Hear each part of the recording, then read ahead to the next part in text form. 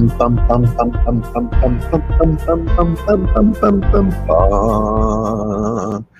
a beautiful symphony.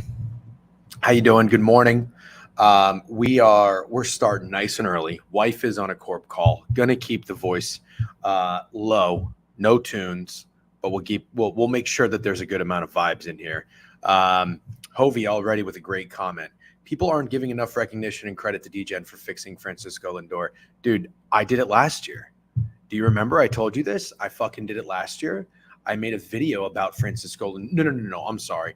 This year was the rant about the Mets. Last year, I tweeted just his contract. And then he ended up playing MVP baseball for like the last 50 games of the season. Can't make it up. This year, same thing. I ran about the fucking Mets. He had that thing where he just kept the bat on his shoulders and took strike three. Guy's been insane since. I think since that game, it's been like, what, 3 weeks? 2.5, 3 weeks. I think he's got maybe one game he didn't get a hit. Guy's been in fucking incredible. Couple of good reads yesterday. Dan Hurnley to the Lakers. Is that official? Or are we getting fucked with? Seriously. Is that official? I'm actually kind of shocked. Dan Hurley talked a big game about never leaving Connecticut. What happened? I don't think he's going to bode well or mesh well with NBA players. It's not official. But is it like a real rumor? I don't know that I like it. I don't see. Can you see? I mean, listen, I know you say one bad thing about LeBron, you got a bajillion fucking people coming at your head.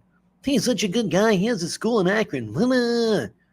I think LeBron is a phenomenal basketball player, one of the best of all time, but he's a big fucking goober. And one thing I don't like is that he always tries to get his coaches fired. He tried to get Eric Spoelstra fired, who I think is one of the better coaches in the NBA. You think Dan Hurley is gonna coach well with LeBron? LeBron's got to be out of there. They wouldn't make it public unless it was a goal line to happen. Interesting. Woj tweeted it. Oh, we did? Okay, then yeah, legit. I think that's weird. I think I probably would have been better off with JJ. I know people were laughing at JJ getting talks of being a head coach. Who cares? Who cares? I think NBA head coaching is a little overrated to begin with. I have no problem with former players being coaches. I mean, look at fucking Tyronn Lue.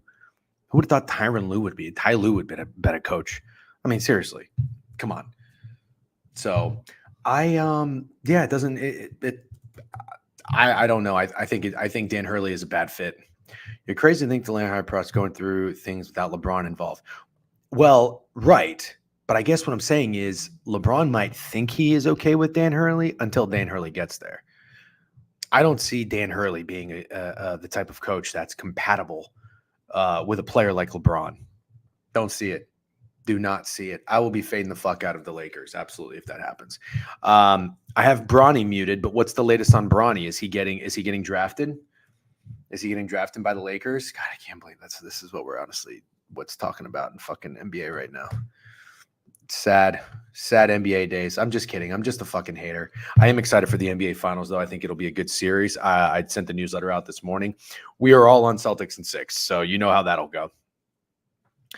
Yeah, exactly. Dude, Popovich doesn't have fucking Tony Parker, Tim Duncan, and Manu Ginobili. How's that going? How's that going? I mean, seriously. Doc Rivers. Is Doc Rivers a good coach? He won a final, DJ. Yeah, he's a good coach. Give me a break. W haircut look 10 years younger. Thanks, dude. I literally tell him to give me the fuck boy right here. Give me the fuck boy. Just another point proving that fat girls doesn't know ball. LeBron never wants insight on who his coaching will be. He loves just having one coach his whole career. Yeah. No, but I see what fat girls is saying. Hiring process going through LeBron. I mean, anything goes through LeBron. It is evidence that coaching can only hurt an NBA team. Yes and no. I think, Hovey is trolling. Yes and no. I don't think coaching can only hurt. I think coaching can absolutely help. For sure. You still have to manage egos. I'll give him that. But let's be real. I don't think it matters that much. I think if you have the right players and a good team, you can get by with having a mediocre or below average coach. That's what I think. But there's good coaches. For example, I think Jamal Mosley's a very good coach. Hovey is a W as a Perchin, a sus as a better. Sus as a better. I have to tell you, I don't know one bet Hovey's taken that has not involved the New York Knicks in like the last 4 months. I truly don't. I haven't heard Hovey say one bet he likes that doesn't start with new and end with Knicks. Not one thing. Not one fucking thing. Hovey, are you betting on anything? Also, you're a New York guy. Are you a Yankees fan? Why would I do? Let's go to the DraftKings board. We're gonna talk baseball. Hey, let's. I posted 2 plays today. Oh, did you? What do you want? Talk to us, Corn. You got any cheeky bets today? I'm feeling pretty good. I mean, I'm not necessarily crushing it by any means, but I like the reads. I'm getting some good reads again. Yesterday, man, was a kick in the fucking dick with that Houston first 5 under. My God. I mean, 1-0 to the 5th. Both teams score 2. That fucking guy tweeted about he's batting .053. He gets walked on a 9-pitch at bat. Then he gets batted in. That's the fucking run that puts it over. I just could not believe it. Just bet chalk with me, little bro. Dude, I'm in. Nothing. Jose, another another stolen base. Love that. Goes to LA. I'm a monkey's uncle. I don't know that I get that saying. I never heard that before. Dude, I'm in. But I can't just chalk bet. I got to do some cheeky shit. Pirates over, Yankees over. Let's go. Those were great reads. Reds first 5. Oh, my worst read of the day by far. Put my nuts on table for a pitcher's duel in Miami. There's always an over and there's always an under when the Rays and the Marlins meet each other. Wacky inning. What are you going to do?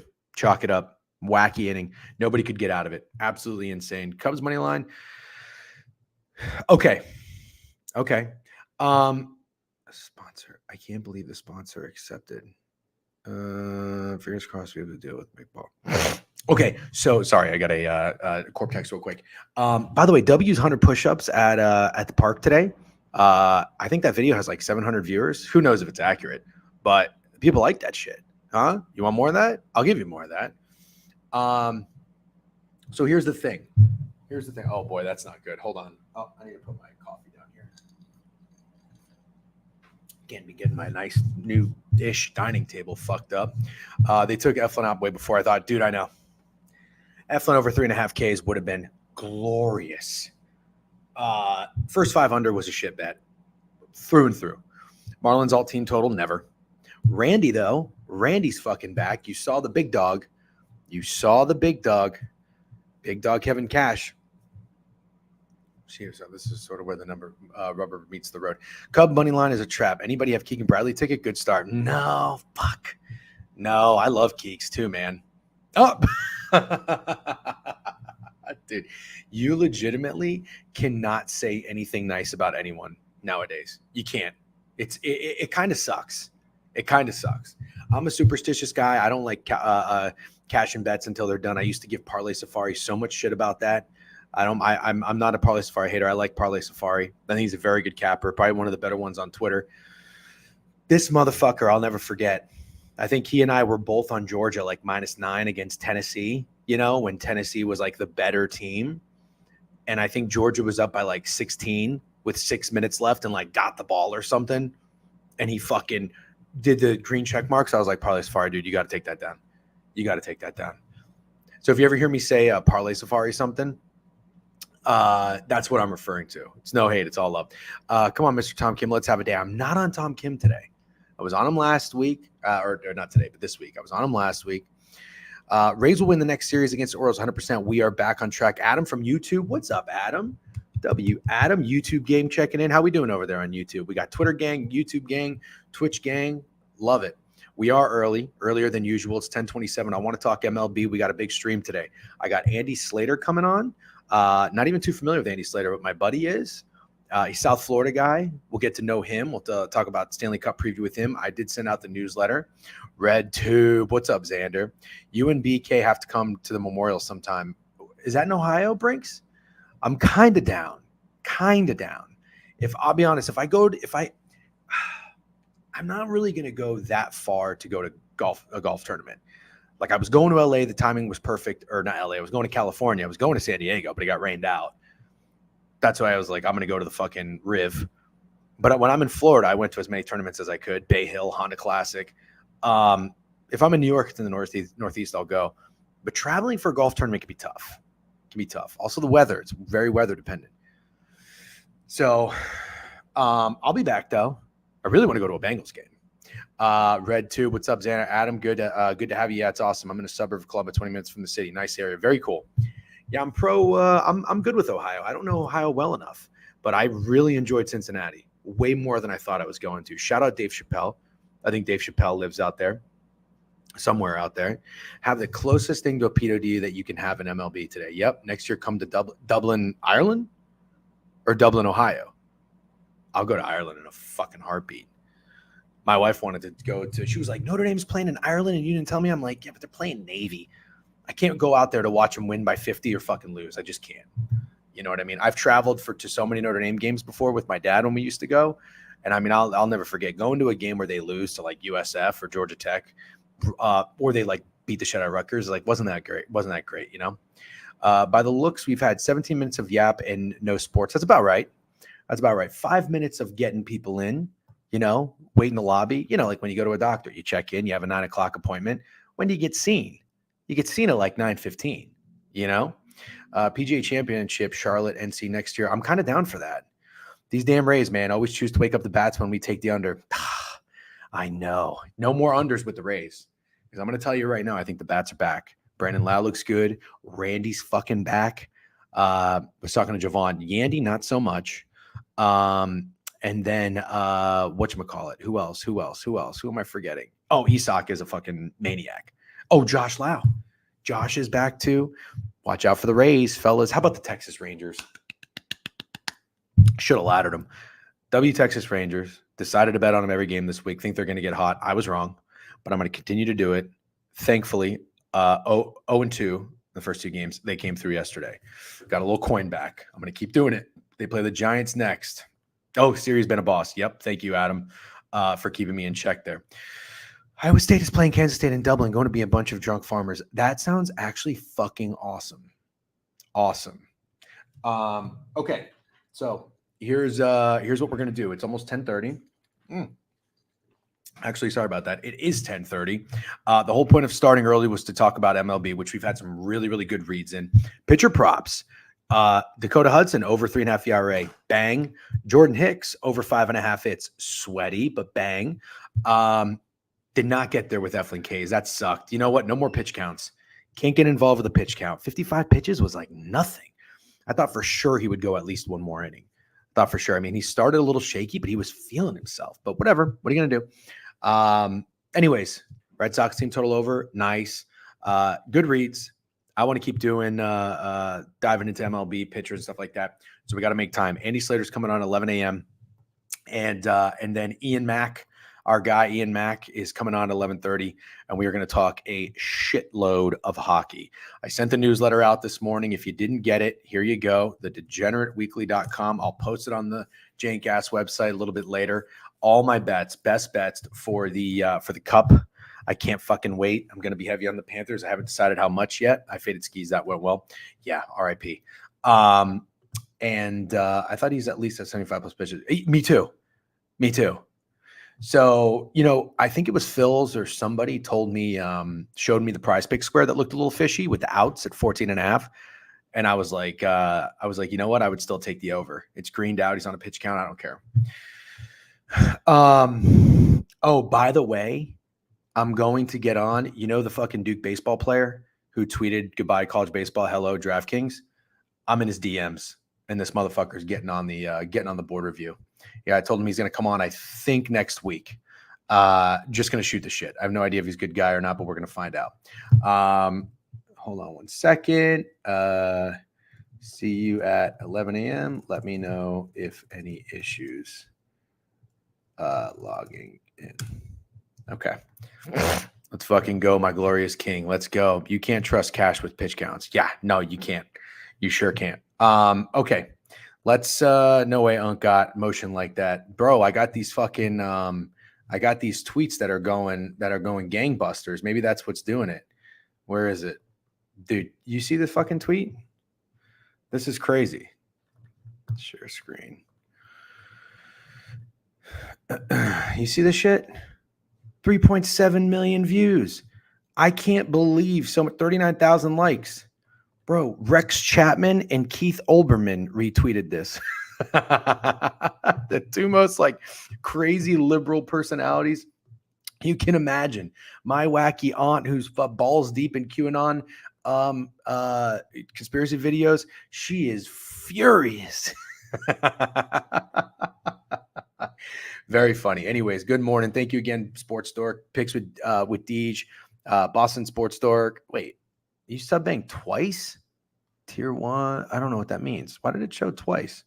Interesting. Hutch bets, sug bangs all yesterday. All right, let's talk MLB. Let's get into it for 30 minutes, and then we've got Andy Slater coming on. All right, 1 o'clock day game. Everybody lock in. Everybody lock the fuck in. MLB. Actually, also let me tell Twitter. We're talking MLB now. Running through the MLB board now before we get to the ice. All right, I did ICE in all caps. I hope they don't think it's the like the immigration thing. That would be a big misunderstanding. Okay. I know. Got it. All right. Thinking any doubling down on Hovland win before it tees off? No. Yeah, I do. I'm bigger, and I can't stream tomorrow. And so I'm going to be on the road. I'm going to go out east for 2 nights. I got to get my wife a little vacation. She's been working her ass off.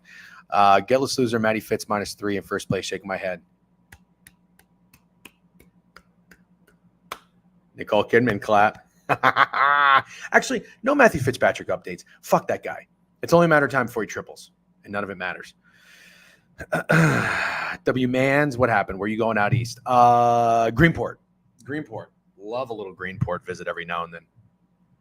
Cute little town. I believe it's called the North Fork. I'll tell you what, you got to get out of the city. Got to get out of the city. Yeah, she's been working her ass off. I mean, not like I've been slacking by any means, but she's got a corp desk job, fucking working, 10, 11-hour days.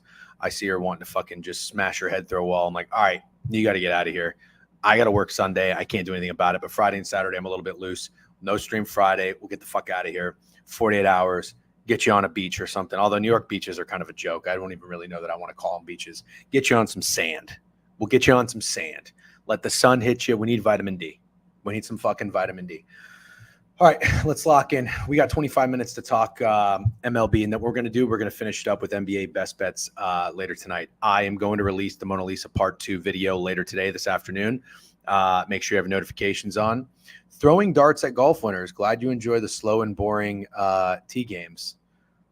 Thank you, I guess. Head to the Jersey Shore. Never been, actually. Hi, DJ. What's up, Book of Chew? Good morning to you. Nice Cubs win last night. Let's go. Cubs win the World Series. Book of Chew and DGen collab on that shit. Talk to me about Yusei Kikuchi. And the Baltimore Orioles. You know what I think?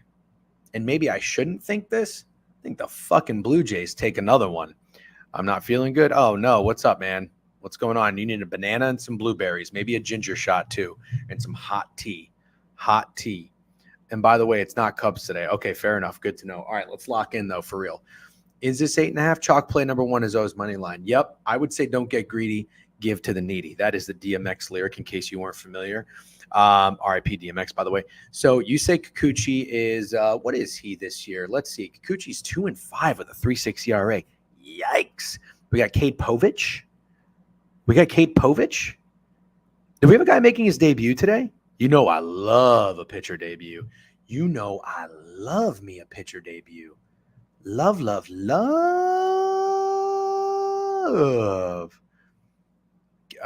Cade Povich pitching for the O's debut. He's like their only pitching prospect. Dude, I'm in. I'm fucking so in. I'm so in. Can I bet the Orioles? I'm 3-0 betting on the Orioles this year. I don't think I've faded them once. God, W me. This is the kind of shit you learn when you get older, all right? At a high fantasy score at 34, and it's a pickup. I'm thinking the Jays win based on that line. Interesting. Kikuchi's got a high fantasy score? Well, let's take a look at Kikuchi real quick. Also, I don't think I've any games in this series gone over. Oh, yeah, the first one did. This is a 4-game series. The first 2 went over 7-2, 10-1, Orioles won. Then yesterday, low scoring 3-2 walk-off. Remember, I called Red Sox money line yesterday. That was cash. Also, yep, let's go. Pressure Lucci. Love that shit. Let's go, baby. So you're telling me that Kikuchi, by the way, always feel free to reference the Prize Pick squares. If I need to start bringing them up to get better reads on this stuff, I'll do so. But right now, I think 7 tabs is enough. University of Nebraska alumnus Cade Povich. Wow. Okay. So I got to tell you, I've always been a fan of betting on pitching debuts. And one of the reasons is I like that the batters haven't seen the pitchers before.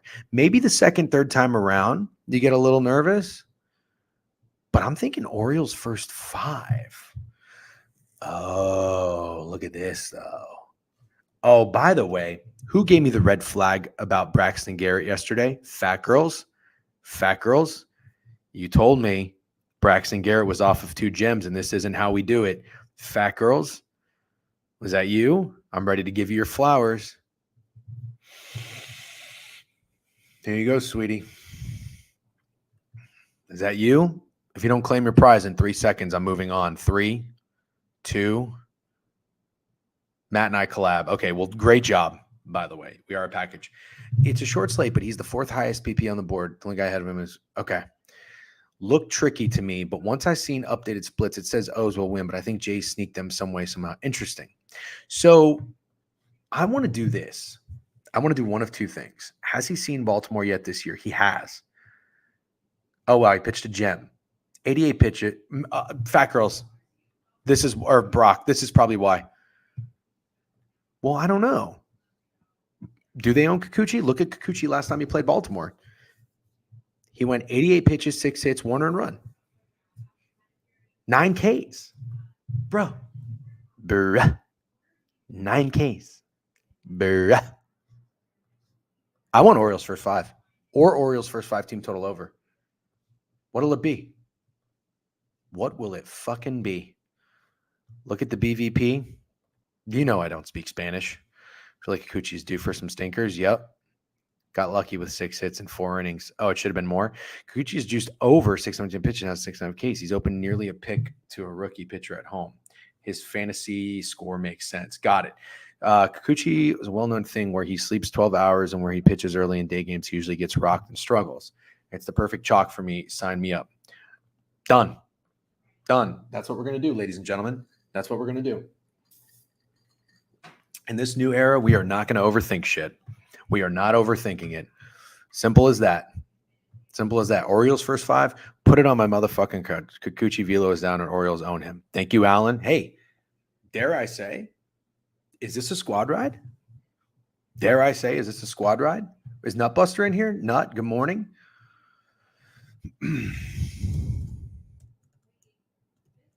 Those first 5. Go vote on the squad ride. I'm going to get my notepad.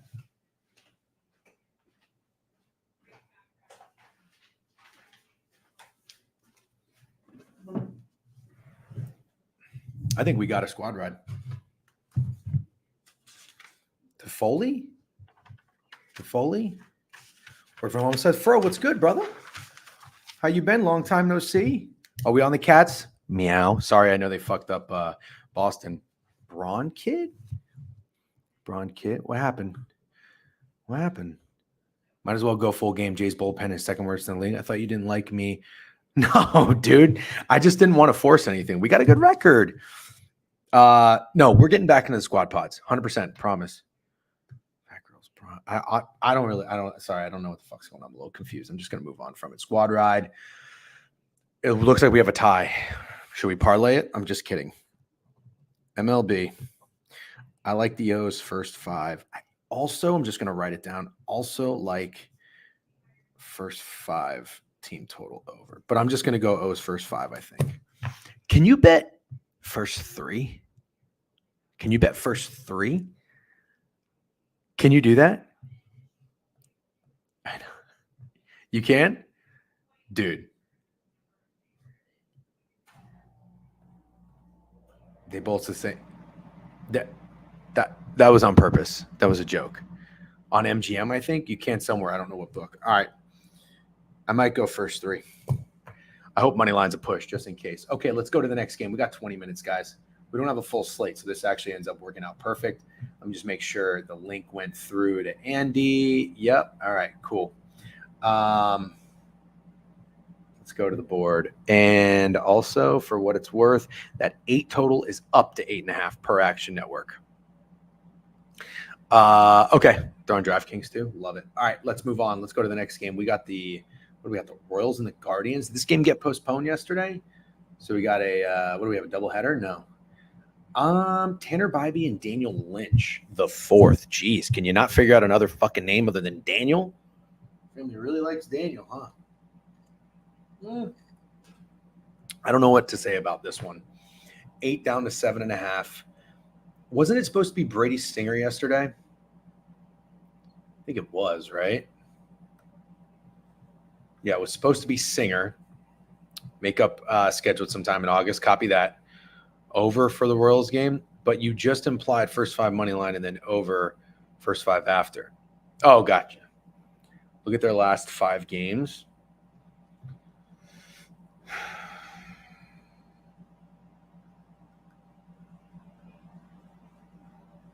I don't think I know what you're talking about. Lucci. Singer first 5 fantasy scores rock bottom. Wait, so is Singer playing? Oh, Singer is playing, so Covers is fucking with me. You know, let's see what the market says in this. Everybody's on the over. Everybody's on the over, but it dropped. That's what you guys are. That you guys like that? 8 down to 7.5. Why? Nobody's on the Royals. I kind of like the Royals. Here. So it's Singer. Singer's 4-2 with a 2.63 ERA against Bybee. Oh, okay. The last 5 games, 2 teams head to head. Just tell me what it is, Lucci. I can't figure it out. 25-year-old Bybee. Let's see what his stats are. Actually, what did he just do? Oh my fucking God. Has he played Kansas City yet? I'm fading Tanner Bybee today. I'm fading Tanner Bybee, ladies and gentlemen. How is the question? How? 3 hits, 1 earned run, 7 Ks. I think maybe under Ks. What do you think about that? You like the over? I'm going under Ks. I'm going to get my Tanner. I'm going to get my Tristan McKenzie.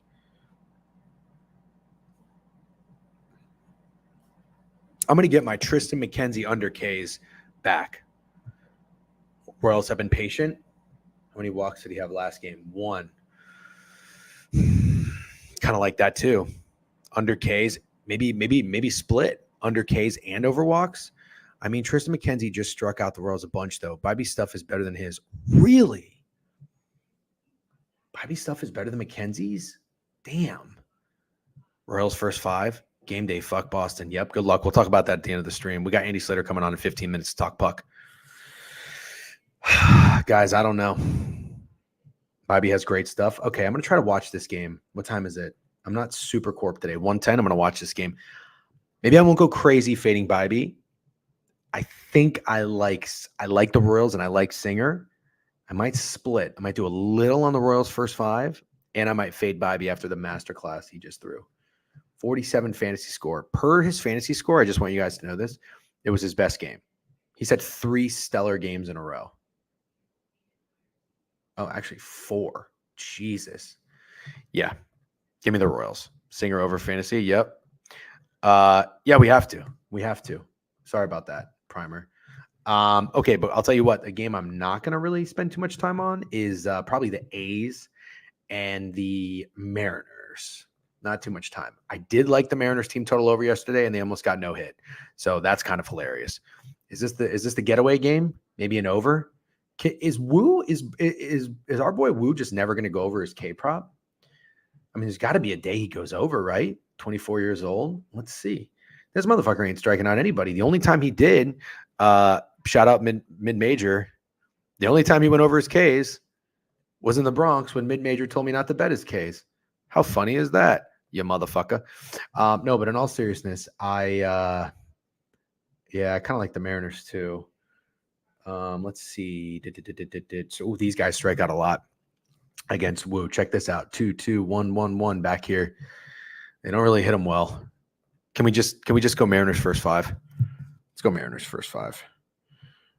Mariners first five against JP Sears. JP Sears is 4-4 with a 4 ERA. You can't remember what you had for breakfast, but you remember that? Yeah, my wife hates that I do that. Dude, I can literally remember like the dumbest shit. The dumbest shit. I can remember a Boston and Army first half, under that I lost. But I can't. She'll like tell me like, hey, we have dinner with so-and-so tomorrow. Or, oh, remember I have to go to the store to make a return. I told you 3 times. I'm like, no, I don't remember that. Anyways, let's keep moving. Mariners first 5. Fuck this with all due respect. I'm listening. You will be missed. Dodgers and Pirates. Bailey Falter against Walker Buehler. 8.5 to 9.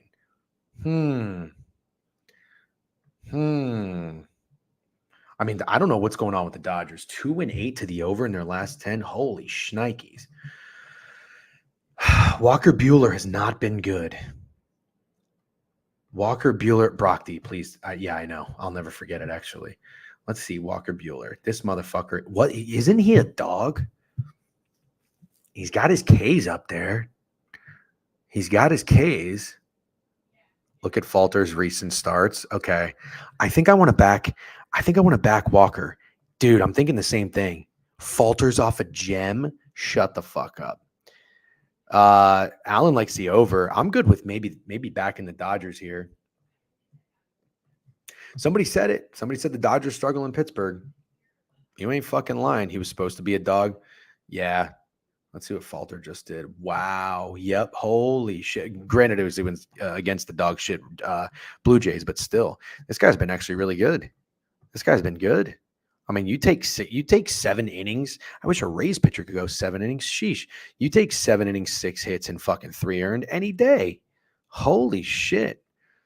Being chalk play number 2, but I'm afraid the Pirates may sweep again. Okay, I'm not going to go nuts then. Has been one of the most impressive pitchers I've ever seen in person from a dugout. Yeah, dude, I used to love Walker Buehler. What's up with that other guy, Dustin May or some shit? He was good too. Is he hurt? I like Dodgers first 5. Or actually, I have another idea. Just like what I did. Remember, listen. Remember what just happened with the Reds? I wanted to fade Dakota Hudson over 3.5 earned runs, which hit. He had 4. I also took the Reds first 5. That did not hit. Shout out to the fucking solo home run in the bottom of the 5th. And what happened to Graham Ashcraft in the first inning? Jesus. Come with me. Come sail away with me. Pitcher props. Dude, I love this shit. I just got to tell you guys. I'm not even joking. I love grinding baseball. I really do. I love it. See you later, Prime. I love grinding baseball. I'm super into the pitching props. It is a very fun sweat. Very fun. Money line all over the feed. Good luck. Well, maybe just first 5. Or look, I'm going to show you one more.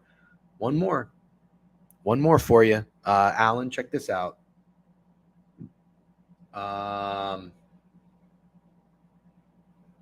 Player. Oh, here we go. Bailey Falter, 2.5 minus 150. Come on. And this guy can go 7 innings. Wow, he doesn't really throw a lot of pitches. I mean, come on, dude. How in the world? Yeah, that sucked. But you know what? That's on me. Straight up, that's on me. Hand up, G. That's on me. He was on a pitch count. Should have known that. That's on me. Can't fuck around with pitchers on a pitch count. I think I'm going to fade Falter over K's. Falter over earned run. That's what I'm going to do. All right, let's keep rolling. We're almost done here. Andy Slater will be on in a few minutes. We're talking puck. Okay, a couple more games. Ronaldo Lopez, didn't he just pitch a masterclass? Seriously. Anybody down to fade Ronaldo Lopez today? Talk to me. He's a fly ball pitcher. Wouldn't be surprised if he throws a Turk. Okay. Falter doesn't strike out anybody. He might be the Martin Perez this year. Copy that. So maybe I won't fade him directly and go with the Dodgers first 5 then, if that's the case, Phils. Okay, I mean, come on. He hasn't faced Washington yet. 8 Ks. You already know what I'm doing. What am I doing? You guys know. You guys already know. Reynaldo Lopez off a fucking gem.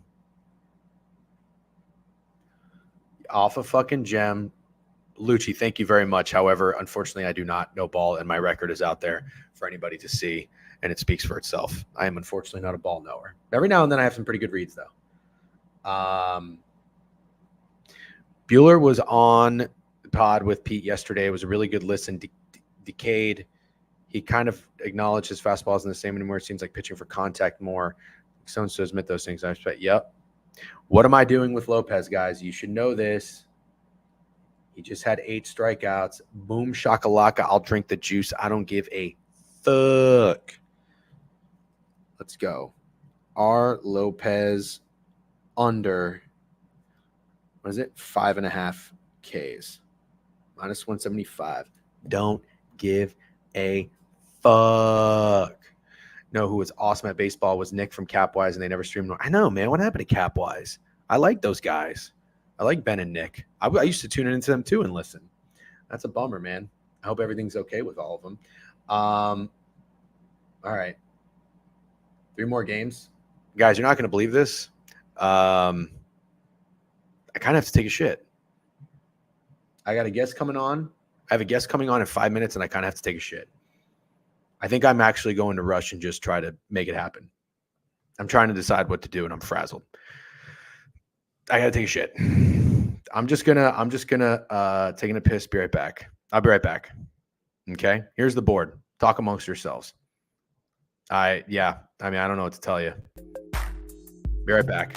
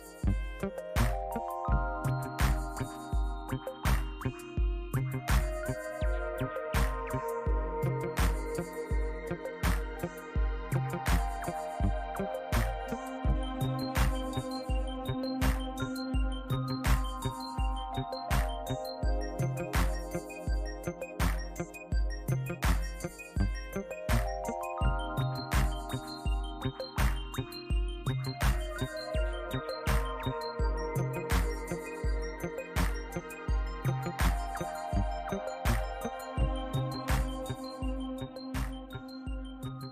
right, I'm back.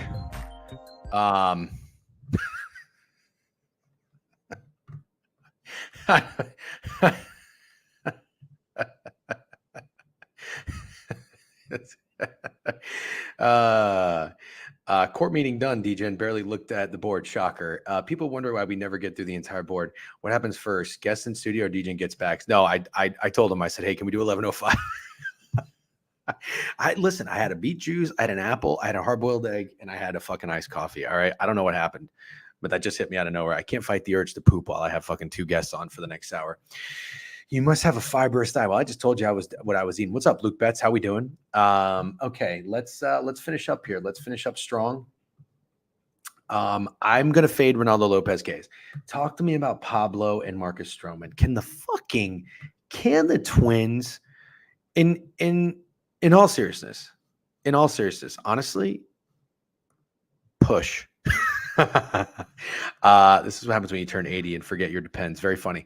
Poor wife going to get out of corp call and try to use the bathroom and pass out from the fumes. That actually might happen. No, in all seriousness, I need to know what's up with the Twins. I really do. Can anybody tell me what's up with the Twins? I take the over on Beeve nuking the Twins today. Do you think? Oh, dude, don't tell me that. Don't tell me Fitz is blowing up right now. I don't even want to know. Chalk play number 2, Yankees and team total. I love hot teams. Fair enough. I will not be betting the teams. But in all seriousness, do you think the Twins are a good bet today? Not even joking. Not even remotely joking. I don't have a strong read in the game. But for anybody, if anybody cares, here's what the market says. Market says everybody's on the Yankees, of course. A lot of bets and money on the under. Total looks high to me. Unless, hasn't Pablo been getting wrecked? Let's see what Pablo is. Oh, it says rain, 86% chance of rain. No, Yankees will probably sweep, unfortunately. Stroman's been a dog. Pablo's got, is this the day we get the competitive at-bats? Maybe. 6 hits, 2 earned runs. Wow, he's been good. Oh, he pitched at Minnesota. Oh, my God. Really? I wouldn't touch Twins with a 10-foot pole. Me neither. But just want you to see, Marcus Stroman pitched against Minnesota May 15th, 6 innings, 91 pitches, 2 hits. 2 hits. I mean, dude, that's crazy. I just want you to know something. This is the D-Gen digging. All right. I just want you to know something. Marcus Stroman, I might have to fade Stroman on the hits. Check this out. Listen to me. Marcus Stroman pitched against Toronto the first time, allowed 3 hits, 0 earned runs. The second time he played Toronto, 6 hits. 3 hits to 6 the second time, okay? Check this out. First time he pitched against Houston, 101 pitches, 4 hits. The second time he pitched against Houston, 95 pitches, 9 hits. I'm going to be on Stroman over hits allowed. All right? Probably. Let's finish up strong here, and then we're going to talk ice. We're talking Stanley Cup. Can I bet on Assad? Can I just take the Cubs today? Chewy doesn't even like the Cubs today. I think I fucking like that. Has he pitched against Cincinnati already? Oh, he just pitched against Cincinnati. Oh, and I had the Reds. That was glorious, except I had a -1.5 too, and that didn't come through. Has Hunter Green pitched against the Cubs? I kind of like the Cubs here. First game back out of Coors. Oh, my God. Hunter Green got shelled. How about a first 5 under? Not even kidding. First 5 under. I mean, it's going to be really hard for me not to play this in some way, shape, or form. Cubs have 2 walk-off wins in crosstown series, scoring 4 7 run last. The Cup play Reds leading course, blah, blah, blah. Exact matchup, including both partners win 7 6 and 4 runs. Only 4 runs scored. Yep, love the under, nugget above. Boom. I like it too. Shy Sin, first 5 under. Okay, let's finish up strong, guys. Couple more games, and we out of here. Not going to talk White Sox in Boston. Got my Boston unit yesterday. Padres and D-backs should be a good one. Oh, wait, sorry, I missed a game. Colorado, Cal Quantrill, and Sonny Gray. Ooh, two pitchers that have well, Sonny Gray's actually been getting blown up ever since I bet him to win the Cy Young, of course. 34 years old, dinosaur. Let's see. He didn't pitch all that well against the Phillies. 5 hits, 4 earned runs. Has he played Colorado yet? No, he has not. He's pretty fucking good at home, though. He's pretty fucking good at home. And you know what? I say nothing changes. Hey, Fat Girls, would you say that the Cardinals' first 5 qualifies? You think the Cardinals' first 5 qualifies? Oh, Cal Quantrill just got blown up. Cal Quantrill got blown the fuck up.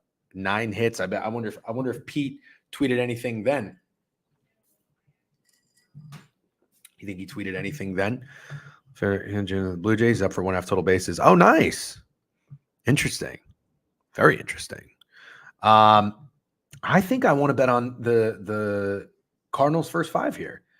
Maybe just a don't overthink it play. Oh, Ronaldo Lopez. Would you look at that? I literally just talked about it again. Ronaldo Lopez. I even wrote it down. Ronaldo Lopez under 5.5 Ks minus 175. Just moved 20 cents. Who did it? Can't believe it happened again. All right, we got Andy Slater here in the queue. Let's bring him up. We are going to transition here from the diamond to the ice. Cats and Oilers. Andy, how are you, man? I'm doing well. How are you? Thanks for having me on. Yeah, of course. Thank you for coming on. First and foremost, I want to say I appreciate you not only checking your DMs, but responding so quickly. I always appreciate that with larger accounts to acknowledge their DMs and whatnot. And I will admit, I'm not totally familiar with your account, but I have friends who are. And I'm from Florida. I'm from Orlando. I live in New York now. But one of my buddies is a diehard Panthers fan and Miami Hurricanes fan. So I've known you as the South Florida guy.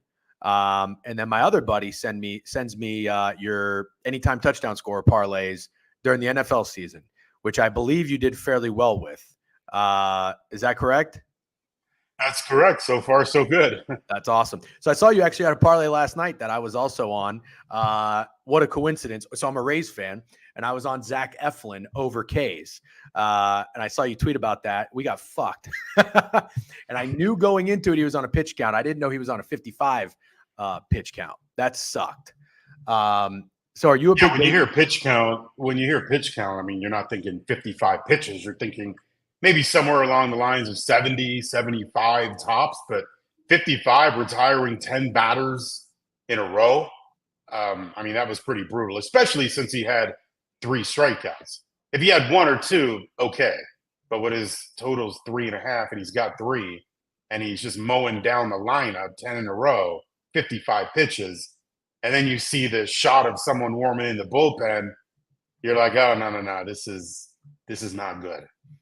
Yeah, I follow Mark Tompkin, who's a Rays beat writer, and I got that Twitter notification, and it said, looks like that'll be it for Eflin as Armstrong's warming up. And I was like, oh, you got to be kidding me. First inning was a little shaky, but then he settled down after that. So do you cover the Marlins as well, or do you do Rays and Marlins, or either of them? I'm one of the 3 people that covers the Marlins, yeah. Very cool. All right, well, that's awesome. By the way, do you have a radio show or a podcast or both? I do. I've had a radio show in South Florida for 16 years now. This is year number 17. It's on Fox Sports 640 South Florida, Monday through Friday from 3 to 5. Very cool. All right, man. Well, I wanted to have you on because I'm going pretty heavy on the Panthers in this Stanley Cup. Well, I mean, I'm more than happy to talk all things gambling with you. I mean, that's what we do. This stream, we do it every weekday, 10:30 a.m. And we go through the board, baseball, basketball, you name it. But I'm a big NHL guy. I am a New York Rangers fan. It's the only, I guess, non-Florida team that I pull for. Yeah, so I just saw the Cats up close and personal. I saw on your Twitter, I think you went to the closeout game. Were you there in Game 6? Yeah, I was in Game 6, and I also went to MSG for Game 5, and that was a heck of an atmosphere. No shit. Yeah, well, it's funny. I actually am one of the Rangers fans that kind of criticizes the atmosphere more so in the regular season. I go to probably 2 or 3 games a year.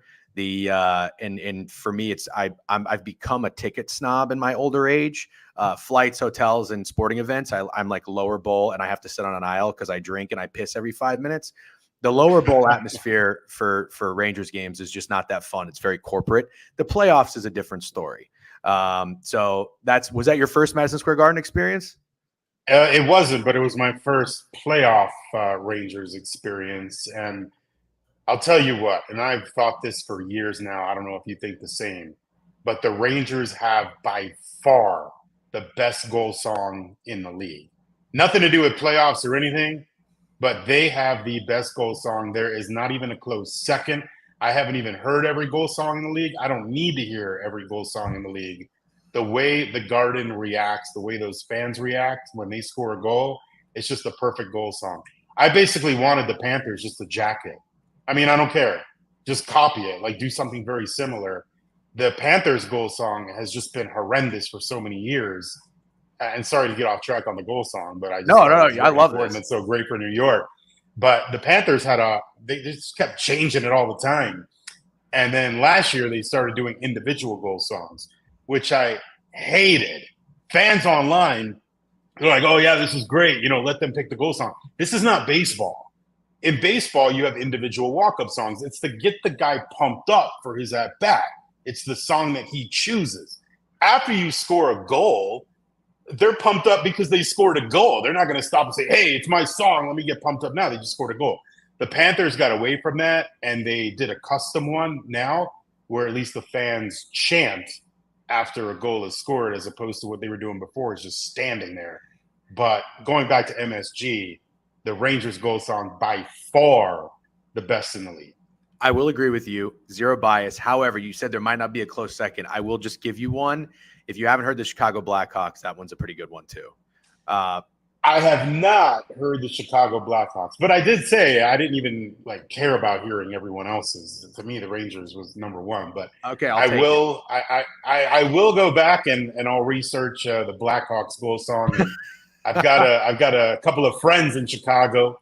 Maybe one of them will invite me to a Blackhawks game, and then I can go hear it in person.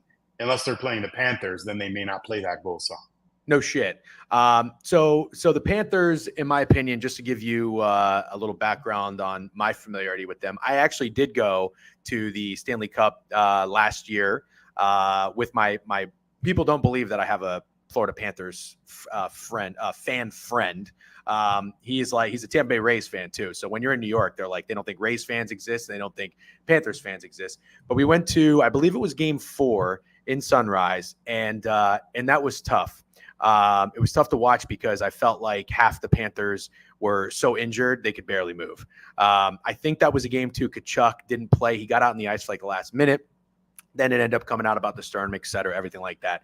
I didn't follow this team religiously throughout the season, although I am a sports bettor who looks at the board constantly and tries to keep a little bit of a pulse on certain teams. I remember there was a stretch where they got incredibly hot. And then they kind of dipped a little bit, but towards the end of the season, but they were preserving their players and trying to avoid those injuries, which I thought was a very brilliant move.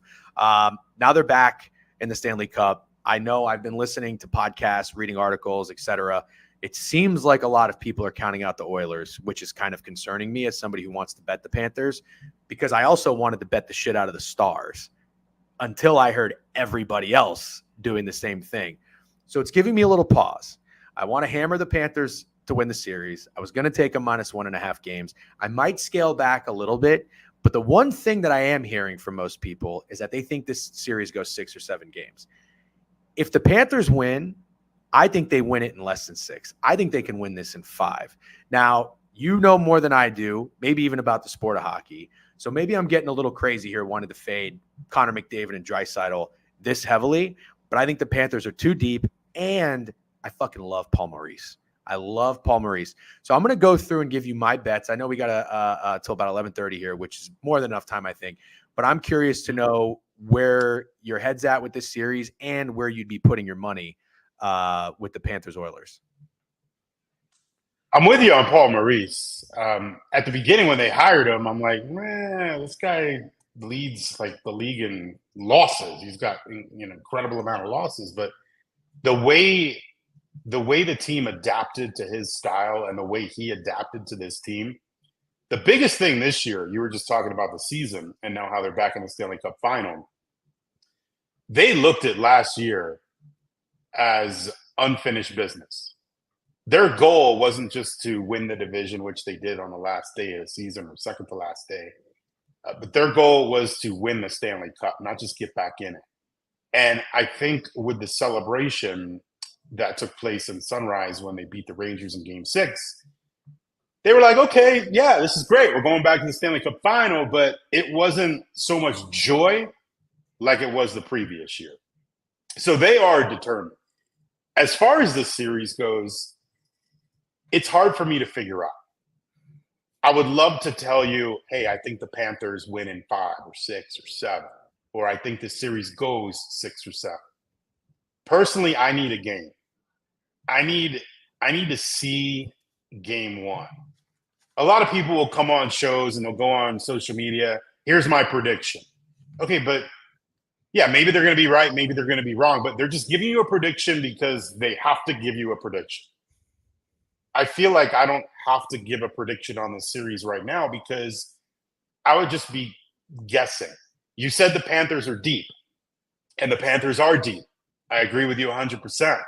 The Panthers have the better goaltender, but the Oilers have the 2 best players on the ice, McDavid and Draisaitl. You could take anyone in the Panthers lineup. Those 2 guys are better. You could talk about Barkov and Reinhart and everybody else. McDavid and Draisaitl are better. And if you put them on the power play, as you and your audience knows, forget about it. Mm-hmm. Bob has been pretty good. Can he reach another level? He can. But what if he doesn't reach another level? Those guys are so fast with their moves, and Draisaitl's shot, you pass it to him. I mean, forget about it. He's not taking half a second to look at the net and think about shooting. He's just doing it, and it's going in the back of the net. The only thing I could say with pretty good confidence about this series right now is that I think we're going to see a lot of goals. I don't think we're looking at 2-1, 3-1 games like we just saw with the Panthers and Rangers, except for one game on that afternoon. I think we're looking more here at like 5-3 games, 5-4 games. The Panthers have good defense. They forecheck very well. I just don't know that they're going to be able to stop Edmonton. And at the same time, I don't know that Edmonton's going to be able to stop Florida. So based on what I believe that we're going to see higher scoring games than you're used to seeing in the Stanley Cup playoffs, it would be impossible for me to tell you right now, oh, I think the Panthers are going to win, or, oh, I think the Oilers are going to win. Because if you're thinking 5-3, 5-4, how are you going to predict who's going to be on the winning side if you're going to get a lot of goals? Now, my opinion could change if we see a 2-0 game or a 2-1 game in game 1, but I don't think that's going to happen. So the only play that I am confident with right now, if you look at game 1, 5.5, and it's like the over's -115 or -120, although it has creeped up a little bit, that's the only play that I would take with confidence. Well, very well said. And I like the wait and see on the game approach. I've done that many times in the past. Sometimes it works out well. Sometimes it doesn't, obviously. But I think that there's a lot that you can gather from how the teams come out and set the tone. And even just in the Eastern Conference Final, the Panthers, so if you recall, the Hurricanes opened up as a favorite against the Rangers. And a lot of people in sports betting, the sports betting world and the sports world in general couldn't believe it because the Rangers had the President's Cup, the best record, Igor, home ice. But the metrics and analytics told you that the Canes were the better team. Well, the Rangers beat them. Then it happened again with Florida. And it was like, oh, geez, here we go again. Rangers are being disrespected. Game 1, the fucking Panthers, I watched that game. It was miserable as a Rangers fan. I mean, I think the Rangers went 16 minutes without a shot on goal. It was absolutely insane. 3-0 shutout in MSG. I think right then and there tells you what kind of tone the Panthers set. But also kind of playing into that is where I've come to a bet that actually, I guess I disagree with you a little bit. I think we're going to see lower scoring games. And one of the bets I see on DraftKings that I kind of want to dabble with is total goals in the series at 32.5. Now, this also plays in part with me thinking that the Panthers are going to win this in 5, maybe 6 games. So the fewer games, the better, obviously, for an under bet there.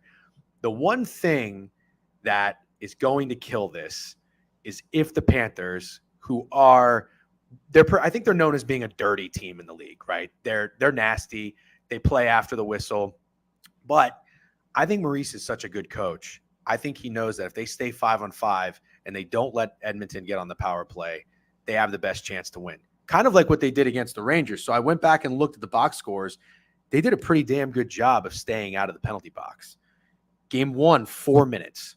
Game 3, 4 minutes. Game 4, 6 minutes. Game 6, 2 minutes. Pretty damn good. 4 games, 3 penalties or less. I think that's coaching. One game they slipped up. Game 2, they were 12 penalty minutes. I think that that's where I'm really leaning into Paul Maurice here in that coaching. I think that's going to be top of mind for the Panthers. As much as they try to fuck with and shake McDavid and Draisaitl, stay out of the box, play 5-on-5 hockey, and suffocate them. So that's kind of where I'm leading at with these unders. But I don't necessarily know that game 1 I like under over necessarily. I just think the course of the series under. Go ahead. It looked like you were probably going to say something on that note. Well, yeah. I mean, because you're talking about Florida taking 3 penalties. Okay, that's not a lot. But if they take 3 penalties against Edmonton, that power play could score on 2 of them. Yeah, you're right. So it's just, and that's if they only take 3 penalties. Now, I'm not saying they have to score on all of them, but that's essentially what I want to see. I'm very curious about this series. For me, as I was saying, it's hard to predict because it's just so much firepower that Edmonton has. And I only mentioned McDavid and Draisaitl. Then you got the quarterback of their team, Bouchard. Yeah. And others. You got Nugent. I mean, Florida's deep, but they have not gone up against a team like Edmonton, especially come playoff time, where the other team, and I mean, you could argue with me on this if you want. You could disagree. Maybe you agree. The other team's got the 2 best players on the ice with McDavid and Draisaitl. Everyone's all about Connor McDavid, and I get it. I was watching the broadcast the other night, and I'm not sure who it was, or I really don't know who said it, but they said that McDavid might go down as the greatest hockey player ever. And all the attention's on him, as it should be, and that's fine. But Edmonton has more than Connor McDavid. And if Sergei Bobrovsky, Bob is really good, but sometimes he's not so fast. And those guys on Edmonton are really fast. I don't know what to expect. I'm excited for the series. But from a betting standpoint, you were mentioning earlier how the Hurricanes were favored over the Rangers. And it raised some eyebrows a little bit. Well, you look at this series and you're like, Florida's been incredible in the Stanley Cup playoffs so far. They're deep. They're well coached. They were just in the Stanley Cup final. And what are they for the series? Minus 130? Something in that area? I mean, isn't that a little bit low? Isn't that a little suspect? I'm rooting for Florida. I hope Florida sweeps. I hope they dominate Edmonton. But I'm just not sure how this series plays out. That's why I need a game. Either way, I think it's going to be exciting. I like having a feel for things. This series, I don't have a feel for who is going to win. I just think we're going to get a lot of goals. Stuart Skinner, he may have gone on a run against Dallas, especially in the last game. But how many shots was he facing for so many of those games? Dallas, they didn't shoot the puck. They couldn't shoot the puck. I don't know what the heck they were doing. Maybe they just ran out of gas. I thought the Rangers ran out of gas against Florida too, and not only in the series, but in individual games towards the end. So I don't know what Dallas was doing until the last game, and it was already too late. But if Florida puts pucks on net against Edmonton, they're going to beat Skinner. I'm not worried about Skinner shutting down the Panthers. Now, Bob, can he shut down the Oilers? He's got another level. If he's hot, okay, great. Florida's going to win this thing. Mm-hmm. And you might be right. They could win it in 5. But it's just hard to shut down that Oiler team. And even if you get 3 penalties, they can score on 1 or 2 of them, and then who knows what other goals they're going to get. Very good point. I mean, they could fucking go 3 for 3. That's a scary thing. The other thing that I will kick. So there's somebody on Twitter. I forget who. I think it was this guy Ryan Sura. He pointed out not taking McDavid at a plus price feels like not taking Mahomes at a plus price.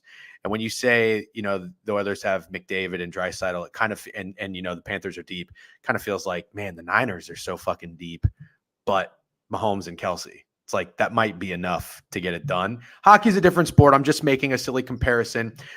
So Andy, I wanted to go through a couple of fun bets that I have and guys that I have on the on my radar, mostly for the Panthers, because again, I'm leaning the Panthers.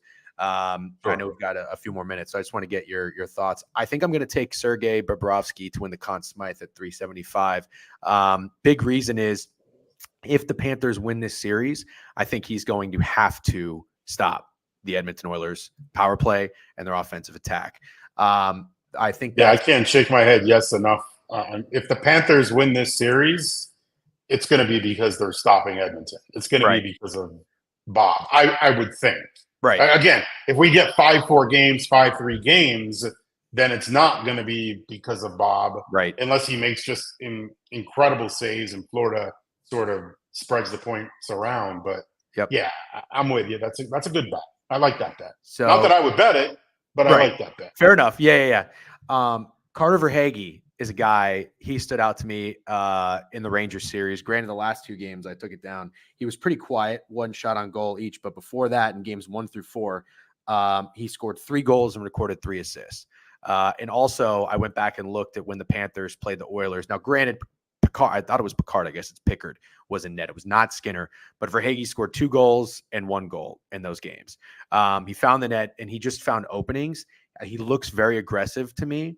So 3+ shots on goal in every game, 6-1. Feels like a little cheeky bet there because I need someone to be aggressive. He might be the guy. Matthew Tkachuk, a guy who is back to the Cup after he couldn't play, barely get out of fucking bed. Why not 1 game with a hat trick for Tkachuk, 20-1? Tkachuk to shine. I need more than 20-1 on that. And the reason I say that, Matthew Tkachuk, he's such a great player all around, such a good dude. I don't know what he's been doing. I mean, he hasn't really done a whole lot. Very true. I've seen him make some mistakes. I thought he would break out against the Rangers, Madison Square Garden, the center of it all. I don't know. Look, if the Panthers get Tkachuk going and Verhaeghe's his playoff self, they're going to be fine. But it's like, okay, I'm waiting for Tkachuk to arrive here, and I haven't seen it yet. Maybe this is the series, but I haven't seen it yet. 1 game to shine, but very, very, very fair. The last guy I want to mention is a dude who's come on my radar, and I actually bet his over shots on goal. Granted, it was a very juicy number. I think it was like 1.5 minus 195. I didn't have the balls to take the 2.5. Can I guess who it is? Shit. Oh, I'm too late. Is that who you were going to guess? No, I wasn't. Oh, who are you going to guess? I thought you were going to go with Evan Rodriguez for some reason. I don't know. No, actually, no. I love that they got Evan Rodriguez, but Gustav Forsling has been someone who I have really been impressed by. Go ahead. I feel like you're going to say something on that. No, you said because I cut you off before trying to guess. You said you had Forsling over 1.5. So I took him at 1. I took his player prop after watching him. I forget which series it was. It was one of the games against the Rangers. He scored, and he just had this look to me like, okay, he feels confident to attack the net and keep putting pucks on net. And so I want to say, I forget which game it was, but his shots on goal prop was for the most part like 1.5. And I mean, he had 3, 3, 3, 5. He went over that in 4 out of 6. So he was a guy. And not only that, he scored 2 goals and he had 2 assists. 4 out of the 6 games, he recorded a point, and he had a lot of time on ice. 2 out of the 6 games, I didn't look thoroughly at this stat. He led the Panthers with time on ice, and he led them one game with the most shifts. He's getting a lot of time on the ice. He's contributing. So I took him in 2 different props in the series to score 2+ goals, 4-1. It's pretty low, but I think he can do it. You're smiling. You don't like that. You don't like that number. Yeah, it's pretty low. 4-1, pretty low. Yeah. But it's only 2. It's only 2 goals. So, and then another one, Montour and Forsling to combine for 1 point in every game, 14-1. Montour hasn't been lighting up the stat sheet necessarily. Forsling, again, 4 games out of the 6, he had a point. But I love Brandon Montour. I'm just a Montour guy. Do you have anything to add? Forsling. I like Forsling. What's his shots for game 1? You know what? I didn't even. He loves putting it on net. And I mean, I saw that in person in game 6 against the Rangers. The only surprising thing about Forsling, and I agree with you, he's really good. He's come on, is that he's not on either of the power play units. Not that the Panthers are going to live on the power play, but that might be surprising to some people because you're talking about one of the top 2 defensemen. He's there with Ekblad, and normally, okay, they're going to be on power play unit number 1. And then when you see he's not on power play unit number 1, okay, he's going to be on power play unit number 2. And he's not. But even strength 5-on-5, he's on the ice a lot. You were talking about the ice time, and I like Forsling for over shots, especially if it's 1.5. I mean, 2.5 now. 2.5 now at the plus price. See, they tune into your show. I mean, you should have got it in before it was mentioned. No 2.5 though, but over is plus. Over 2.5 is plus 135. I think that's better than some of the other bets you mentioned. Yeah, I like that with the juice plus 135. I like that. Yeah. Plus 135, over 2.5. I don't hate it either. They're respecting him now. I don't think we're going to find 1.5 again. Maybe at some books you can find a different one. And then the last thing I'll say, since you brought up Evan Rodriguez, is this a guy that you like or that you're going to target in some way, shape, or form? He's on here at 1.5 shots on goal, minus 150.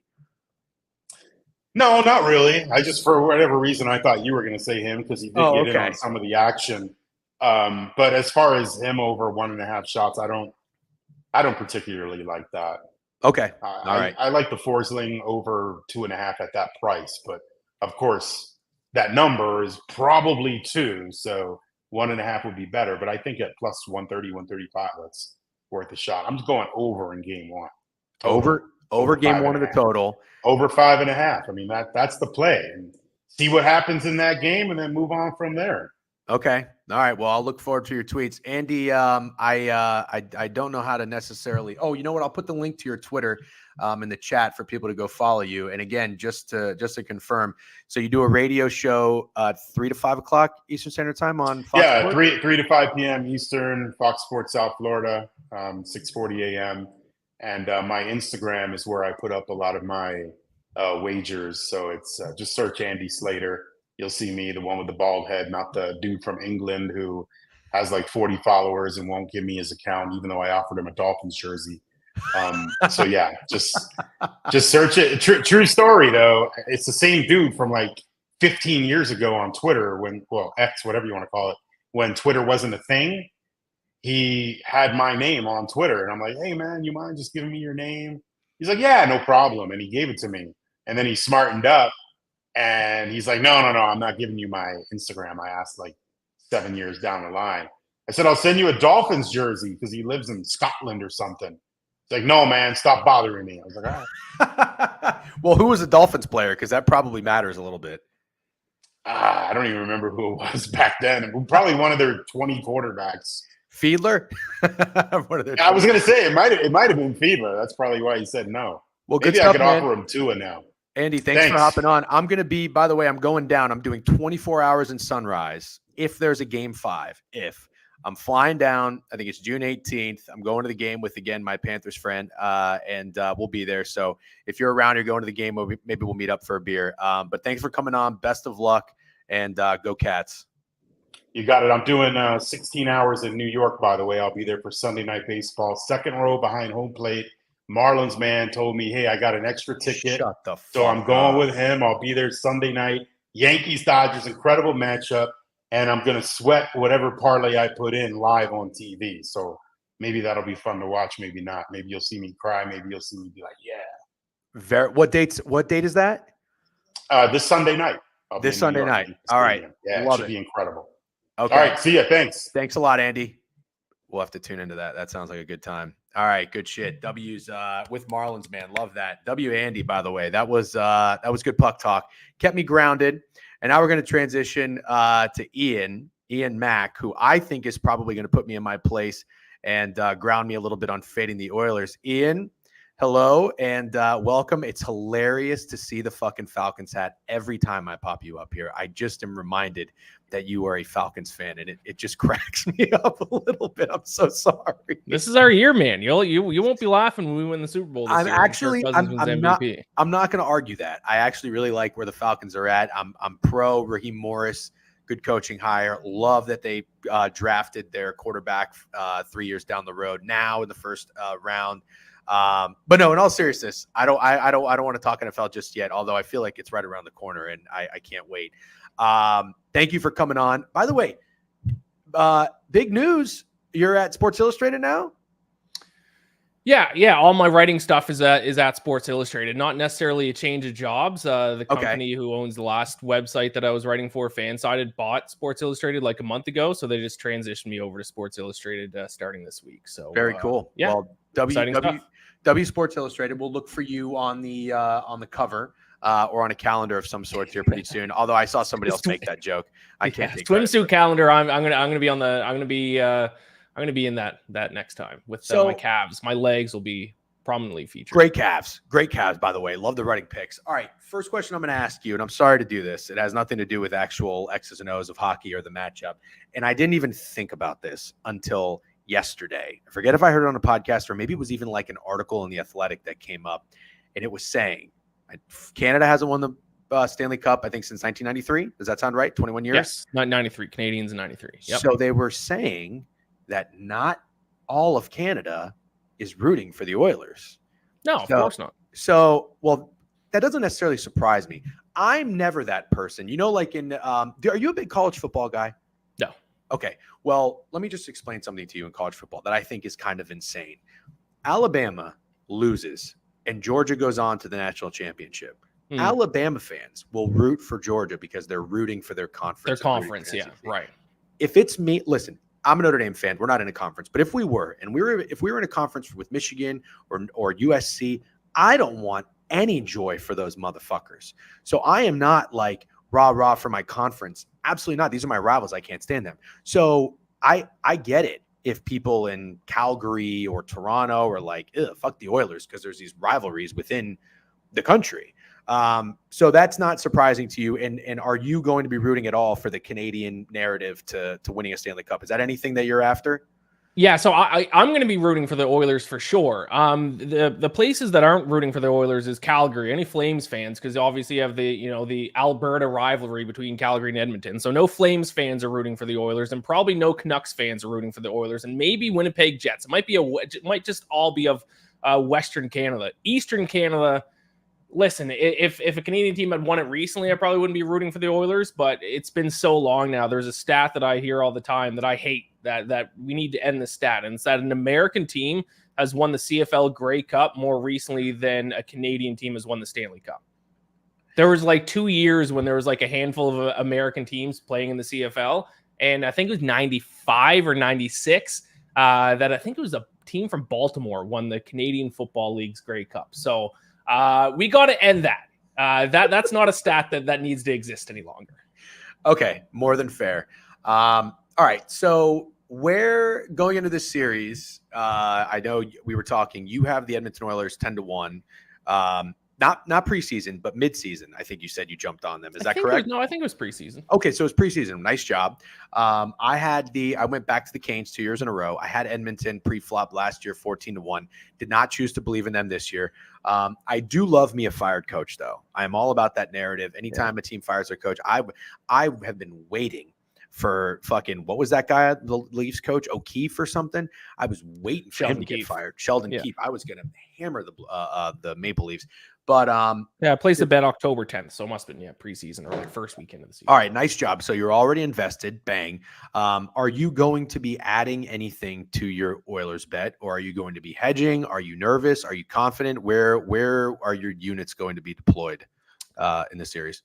Yeah, in terms of the series outcome, I think what I'm just going to do is wait to see if the Oilers win game 1 or game 2, see where it is after game 2. And if the Oilers are up, then I'm probably just going to hedge if I can get the Panthers at a decent price to come back and win. That's probably going to be my move. In terms of how confident I am, I truly think it's a 50-50 coin flip. So that's why, like, if you wanted to bet on the series right now, I think you just take the plus money with the Oilers. This is one of the more fascinating Stanley Cup finals I think that I've seen in a while, because they're two very similar teams in terms of skill, but they're good at kind of different things, and they're good in different ways. So it's going to be interesting to see kind of which team comes out on top. Because in my opinion, if both teams show up with their A+ game, it's the Oilers. I think they're the better. They have the higher ceiling, but then you have the Panthers' depth. And the Panthers throughout the playoffs haven't really had worse than like a B game all playoffs, where sometimes we've seen the Oilers, they've shown up with a C- game and look terrible, especially defensively. Sometimes they're just completely chaotic on defense. They have the worst goalie too.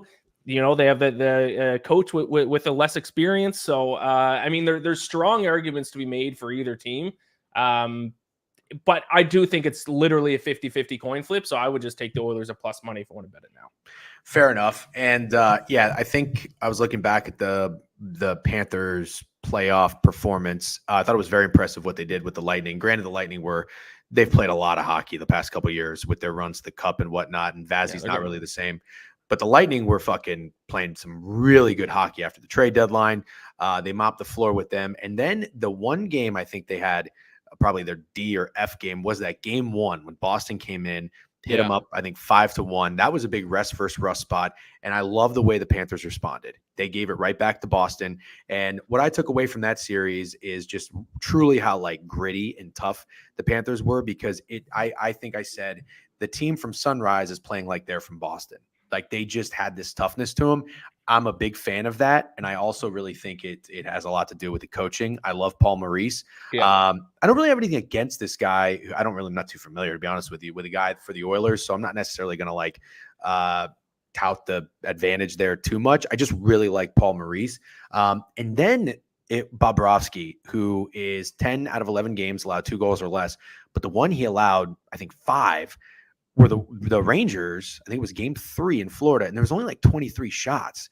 So he definitely is susceptible or capable of having that one game where he just fucking can't figure it out and can't see the puck. So I am a little bit nervous in terms of that as a Panthers bettor.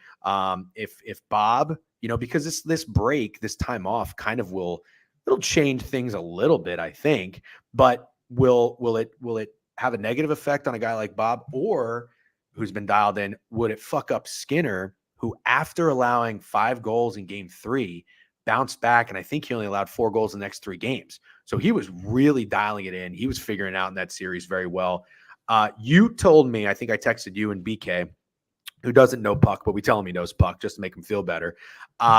You said it as something, and I thought it was very, very well said. If Stuart Skinner plays like this, it's the Oilers. And I do agree with you. Yeah, sorry, I thought you were going to say something. Stuart Skinner, the last 2 games of the Western Conference Final, if he plays that well, then the Oilers are going to win the series. But I kind of went back and watched some highlights and kind of thought about it a little bit more. It wasn't even necessarily Stuart Skinner. It was the type of defense the Oilers were playing, especially in that last game, game 6. The Stars outshot the Oilers by a ton, but they didn't get any high-danger scoring chances. The Oilers played the style of defense that was a really kind of an interior, keep everything to the outside style of defense. And if you play that, you're going to allow a lot of shots, but those shots are going to be low quality, low danger chances, shots from the blue line. And Stuart Skinner can stop those shots. Where he gets into trouble, I don't think he has the best movement around the net. So when he gets into trouble is when things get down low, when some quick passing plays and stuff coming out from behind the net. That's where he gets in trouble. If the Oilers continue to, kind of force everything to the outside like they did against the Stars, especially in Game 6, the Panthers, I think, are going to have trouble scoring. Very interesting. That's why I like having somebody on who knows hockey, because I went back. I didn't watch the game live because I fall asleep early because I'm old. But I did watch the highlights of that Game 6, and I thought it was absolutely insane. Well, first of all, that the Oilers had 10 fucking shots on their home ice in a closeout game. Yeah. But you do see the Stars have 35, and it's like, right. Okay, well, that's a respectable number. But what you just said makes a lot of sense. They weren't necessarily high danger chances. So now I guess, part of the reason too that I was falling in love with Florida is because I really favor defense. I wrote on my newsletter, defense wins championships. Being a Bucks fan, I don't know if you were involved in the NFC South at that time, but the 2003 Tampa Bay Buccaneers were just a magnificent unit, kind of like the Ravens. It's always sort of my thing. And what I saw from the Panthers was just absolutely beyond impressive of how they suffocated the New York Rangers. And the New York Rangers would go minutes on end without even getting, I don't even know if it was a high danger chance. It wasn't even a fucking shot. So Bob looked magnificent at times. Other times it looked like he honestly could have taken a nap in net. That's probably not going to happen with the Oilers. The other part of this series that I'm concerned with is if the Panthers take penalties. So I guess it's also going to have a lot to do with like how are they going to that'll kill them. That'll kill them. So how is it going to be officiated? Are they going to let shit go?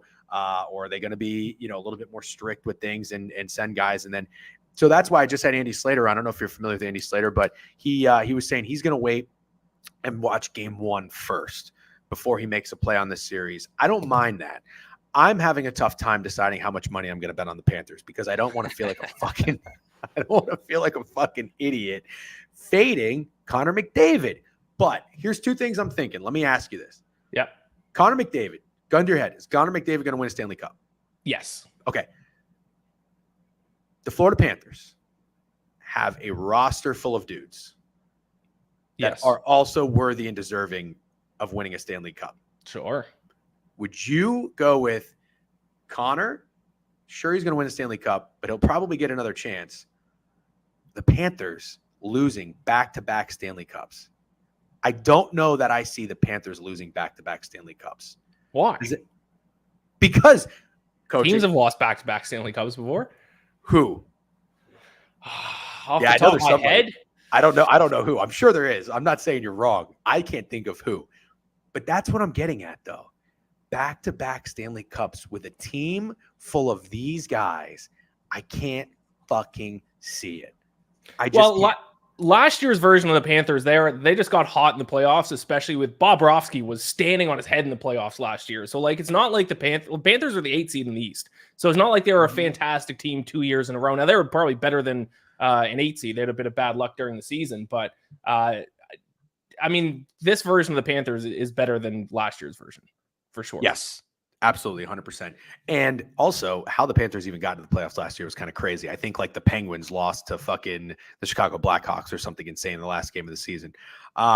Okay, so where is your head at in terms of the amount of games in this series? Everybody, for the most part, is picking the Panthers, which scares me.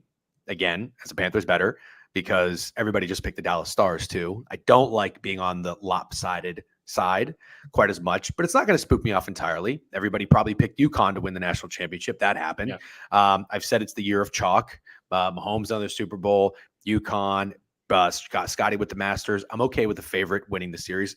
Same thing with the Celtics, but everyone is saying it's going to go 6 or 7. I think what could catch people by surprise is if the Panthers wrap this up in 5. And you know what they really don't want to do, Ian? Because I've been hearing this talk a lot. You know what they're not going to want to do? They're not going to, you are laughing it up. They are not going to want to fly to fucking Edmonton, come back to beautiful Sunrise, and then go back to Edmonton. Yeah, but what does that mean, though? Okay, we don't want to travel, so I guess we'll win the cup then. Nothing else matters when winning the cup. Our main concern is not traveling, so I guess we'll go out and try a little bit harder. What does that mean? It means put yourself in that locker room. I'm not saying that's the narrative right out of the gate.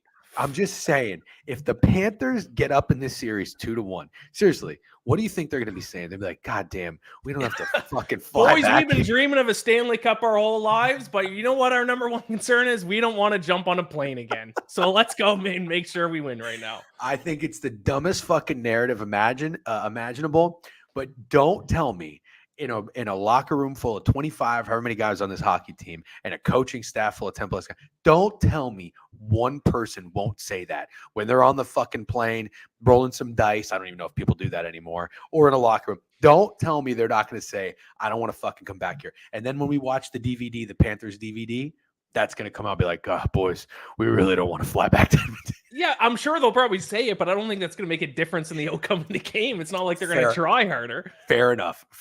Okay, so I was just talking to Andy about this bet. He thinks it's going to be a high-scoring series. I think it's going to be low-scoring. I think it's going to be tough to get goals in this series because – and he mentioned it. Well, actually, you mentioned it, and he also kind of pointed it at it. I forget what he said exactly, but I do think it's going to be tough for the Panthers to score, even though I like the Panthers. I don't think Stuart Skinner is going to be rat shit. I don't think he's going to allow 4 or 5 goals a game. And I think that the Edmonton Oilers defense is getting disrespected because all you're hearing is, well, 2 things. The Panthers defense, everybody's talking about Bobrovsky being the better goalie, but that's not the second thing. The second thing is, all you're hearing is about their top 2 or 3 guys. So it's like everybody else on the team wants to be like, hey, we're here too. So I think the team actually collectively is going to play very tough. I think you're going to get a strong showing from both sides. I think we're going to see a lot of 2-1, 3-2 games top. So I like under 32.5 total goals. Now, of course, if the series goes 7, that bet is probably out the fucking window. But I don't think it's going to go 7. I think the Panthers are going to wrap it up quick. I'm not overly confident in that because of the Edmonton flying angle. It's just stupid and silly. I acknowledge that. I'm just having some fun. But is that what you see too? Do you see more low-scoring games or high-scoring games? I do actually see more low-scoring games. The Stars and the Panthers, in my opinion, actually play a pretty similar style of hockey. They're both very good defensively. And then we saw the Oilers in the last 2 games of the series specifically play that style of defense that I was talking about there earlier, where it's, they're going to allow a lot of shots, but they're going to be shots from the perimeter, and then they're just kind of match their opponent's, kind of defense. Because when they lost to the Stars, especially in game 3, they were just playing some chaotic types of defense. They were leaving guys wide open in their own end, sacrificing some defense to get some more odd man rushes offensively, and it didn't work for them. So they switched that style, played a more defensive style of play, and it worked for them. They won 3 straight games. The Panthers are a similar style of team to the Stars, so I think they're probably just going to keep playing that style of play. Game 4 was high scoring, but then game 5, 3-1, game 6, 2-1. So if they continue to play that same style of play they played in specifically in game 5 and game 6, I think it's going to be pretty low scoring series. But I mean, if they don't play that style, or if Stuart Skinner just sucks, because sometimes he does suck, he still has a sub 900 save percentage in the playoffs, I think, then it could be high scoring. But I kind of like that bet that you said. What was it? Under 32.5 total 32.5 total goals in the series. You want a squad ride collab? Yep, I'm in. All right, done. Do you have any players on either team that you'd be looking at? So I go to DraftKings for these. I don't know if you can or can't call out DraftKings. I don't know who you're like sponsored with or whatnot, but I've never really been the biggest DraftKings fan, but they have some pretty fun bets. And I was taking a look at some, and I've got a few. I don't need to rattle all of them off again because I don't want to be too repetitive for the viewers. But a guy that has stood out to me is Gustav Forsling. I'm going to take him to score 2+ goals in this series at 4-1. And I also like Carter Verhaeghe. Verhaeghe scored. He's been very aggressive. He scored in both games they played the Oilers, but I will say Skinner was not in net. It was Pickard. The only thing that concerns me a little bit is in game 5 and 6 against the Rangers. He took his foot off the gas a little bit, but before that, he had 5 shots, 2 shots, 7 shots, 4 shots. He had a goal and assist in game 1, goal in game 2, 2 assists in game 3, goal in game 4. I feel like he's a guy who is going to be stepping up. Goals are a premium, but I like him to find the net. So I'm going to be betting on him. And then Conn Smythe Bobrovsky, plus 375. I do think if they win, it's going to be because he's shutting down Edmonton's offense. So those are a couple bets I have. Do you have any cheeky plays or players that you're going to be looking for in the series to bet on? Well, you mentioned Verhaeghe. If you want to, I know we can't bet on it in New York and regulated books, Conn Smythe trophy winner for playoff MVP. But if you want to bet offshore, if someone is not in New York and can bet on awards, Carter Verhaeghe to win the Conn Smythe trophy, I saw him at 24-1. The guy who's leading the Panthers in goals these playoffs. He's tied in total points with Barkov with 17, despite Barkov being 4-1 and Verhaeghe's 24-1. Those odds don't make any sense to me whatsoever. So if you're looking to bet Conn Smythe, I think that's pretty good price on the Panthers' leading goal scorer. I'm going to make an argument against Bobrovsky. Okay. Especially Conn Smythe, because I think he's 4-1 as well. The last 4 winners of the Conn Smythe trophy that are goalies, I'm going to list off their save percentages. Vasilevsky was the last one. He had a save percentage in the playoffs at .937. Jonathan Quick with the Kings had a save percentage in the playoffs, .946. Tim Thomas with the Bruins had a save percentage of .940. And then we got to go all the way back to the early 2000s. Cam Ward with the Hurricanes had a save percentage of .920. Bobrovsky only has a save percentage of .908 in these playoffs. He's not allowing a ton of goals, but the Panthers aren't giving up many shots. It's not. He's been playing solid. I don't want to take away from that, and he is the better of the 2 goalies. But I think it's been more of a like the amount of goals has been more of a testament to the Panthers' defense than has been Bobrovsky playing extremely well. Now, if he shuts down, if the Oilers get a ton of shots and he stands in his head against the Oilers, and he could certainly win it. But I'm just looking at those save percentages, and his is not even anywhere close to where the last 4 goalies, where their save percentage was, who won the Conn Smythe. So that's a red flag with Bobrovsky for me. Good argument. I love devil's advocates, and I like to hear that. I'm not going to nuke it by any means, but probably for a unit to go with. I think Bob is going to be. I think Bob stays dialed in. Now here, I'll actually support your argument, and it's that the Panthers don't have one player that's been clear the best player for the Panthers. So if there's like no clear winner, then sometimes they might just give it to the goalie anyway. Yep. So that could work in your favor. That could work, yes. And at the same time, that's what I was thinking. Goals are going to be a premium. I don't think there's going to be that elite goal scorer. There's no McDavid. The only thing that can really fuck me if the Panthers win, in my opinion, is if like the same guy scored 3 game-winning goals, in a 1-goal game or something like that. All right, Iain. I know the chat is dying for some NBA talk. So it's almost 12 o'clock, before we kind of wrap it up, do you have any plays? First of all, are you an NBA guy? No. Do you not really? Okay. I'm not either. But I have to ask me, do you have any bets or sides or leans in the finals matchup? You can say no. No. Who's the Canadian on the Mavs? The Mavs have a Canadian. I'm just going to take the... Nope. Who's a Canadian on the Mavericks? We're having this stream to nuke playoff plays so we can hit with Amavet. Shut the fuck up, Hovey. I don't know. Chat, somebody has to know. Actually, all the NBA guys probably left by now because they're sick of the Dwight Powell. Who? No, wait. Is it Dwight Powell? That's what somebody said. Dave Martinez said Dwight Powell. Yeah, it's Dwight Powell. I will just bet Dwight Powell every game. No, you're not. Why not? What are you going to bet him to do? Canadians are slowly taking over basketball. Jamal Murray last year in the NBA Finals. We got Dwight Powell this year. We got Zach Edey coming in Canadian. SGA Canadian. Watch out for Canadians in basketball. Dude, I did not know Jamal Murray was Canadian, and I also didn't know SGA was Canadian. I don't know. Did you make that up? No, SGA's Canadian. Where's he from? Don't say Toronto. Ontario. He's like just from Toronto. Everybody says Ontario. Yeah, he's from Toronto. Jamal Murray's from Kitchener. Do not with RJ Barrett is a dog too. RJ Barrett is 0 dog. Actually, you don't want to list him off. He's had flashes. No, he is not. We're lacking some big men, and Dwight Powell's, I think, are the best Canadian big guy, him and Zach Edey. So we're all guards. If we can get a couple, watch out for us in the Olympics, man. I'm telling you. Are you? Wait, but not a squad. I'm not really the biggest Olympic guy. But on that note, I mean, are you being serious? Like, will you bet on Canada? Oh, 100%. Dylan Brooks. Yeah, someone in the chat says Dylan Brooks. I'm pretty sure he's a Nova Scotia guy. I think he's Dylan Brooks. Fuck up. Oh, no, he's Mississauga. No, who's the one guy? I think he's like barely on the roster. We do have one Nova Scotian in the NBA, though. Dude, I'll bet something on Canada. What are you going to do? Like, plus, like, to make the quarterfinal or something? To win gold? No, shut the fuck up. They're not winning the whole thing. We beat Team USA at the World Championships last year in the bronze medal game.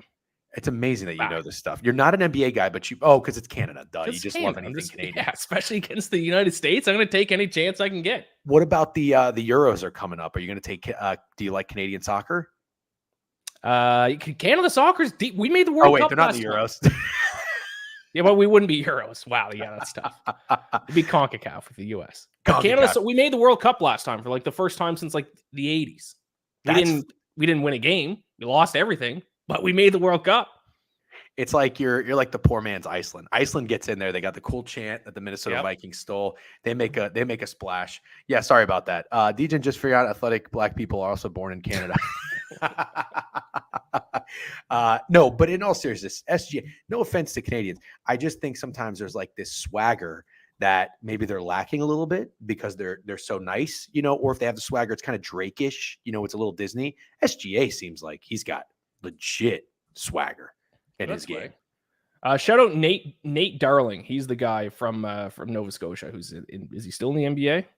I've never heard of that name in my life. League. Damn, he got cut.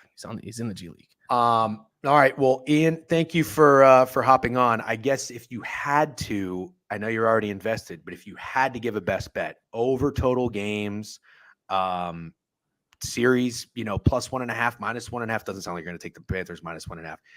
If you had to give a best bet in the Stanley Cup, what would it be? Oilers for sure.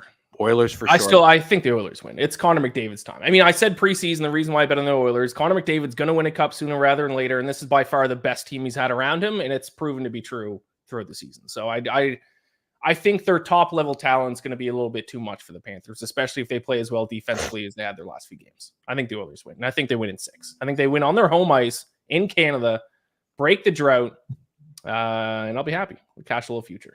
Holy fucking storybook. Wow. Storybook. Connor McDavid wins the first Stanley Cup that he gets to, and he does it on the home ice in the country of Canada, and they break the streak in 21. Love that. Yep. All right. Well, no, in all seriousness though, and I respect your reasoning and your logic of why you took the Oilers to begin with at the beginning of the season. I do agree with you too. Sooner rather than later, if that's how you feel, you got to do it. I think another fits bogey. Who do you have in the Memorial, by the way? Corey Connors. Okay. And not just because he's Canadian. Corey Connors been striping the ball unbelievably well lately. Not because he's he's putted Canadian. well in his last tournament too. So. Right. But not because he's Canadian. He just happens to be a Canadian that you bet on. Yes. Yes. Okay. Starting to see a connection here. Iain, thanks, man. Thanks for coming on. Good shit. I'll chat with you later. Have a great weekend. All right. Sounds good, man. Thanks for having me on. Take it easy. Iain. If you guys don't have Ian's Twitter, by the way, I'll pop that in the chat as well. That is fucking hilarious. This motherfucker is going to literally I can't find this guy. Iain, is it Iain Mac? Oh, there he is. Iain Mac Bets. Twitter, copy will be half a unit at this point. Panthers bet decreasing by the second. Dude, what the fuck is going on? By the way, what hold on. We'll love to see Nikki on here. He's super sharp. What are you guys even talking about in here with some of these chats, some of these comments? I don't approve. Can I use my 100K points to play hangman with this guy? What is that? And what? Ask this guy is agnostic? What's the point of that? What's the point of that? I don't get that. Not nice. Not nice chirping. We were trolling. Yeah, not nice. Why? Why with the chirps? First timer on, you guys don't know how to behave. Seriously, you guys don't know how to behave. Okay. Squad ride today. Orioles first 5. You're just highlighting all of Matt's obnoxious ass comments. What do you expect? I didn't expect it to come from mid-major. Maybe Allen. Allen fucking behaved. Matt, say you're sorry. Do you have Oilers future or not to win the series? So I'm still going to bet the Panthers. I'm just not nuking the Panthers. How about that? I'm not going to nuke the Panthers. Drake on Mavs, Oilers. Oh, GG. Oh, yeah. Well, he would be on the Oilers. Yeah, it's the Celtics and the Panthers. It's the year of chalk. It's the fucking Panthers. I'm gonna shut down the stream. Thank you for hanging out. Appreciate it. Light crowd today. Where would you guys like me to send you to? You want to see a fucking? By the way, how are those girls? Oh, what's this? 957 the game. Interesting. 97 won the ticket. WFAN. WFAN? How's that? WFAN sounds fun. Chicago sports. No, fuck that. Fuck Chewy. Actually, Chewy's not feeling well, so we won't. When the squares want the dog, you got to take the chalk. Yep. All right, let's go. Let me take you to one of these radio stations. You guys can just bounce out of it. Let's go to 957 the game. 957 the game. Good luck. Celtics in 6. Actually, no, wait, real quick. Celtics in 6. What do you guys think of some of these cheeky bets? Tell me that they have absolutely no chance. In all seriousness. Drew Holiday assist leader 20-1. Jaylen Brown threes leader is 22-1. Kristaps rebound leader 10-1. Celtics in 6, I think. What do you guys think of these? This is what I put in the newsletter. What do you guys think of these? Rat shit? Or like not bad? What would you say? Huh? Dum. Shorty Crumb with the flow wide open. No? Nothing? You don't think they're rat shit? Okay. Actually, no, Raid. I'm just going to end it. We got everybody dipping out. Have a great weekend, guys. No stream tomorrow. I'll check you guys on Monday. Thanks for hanging out.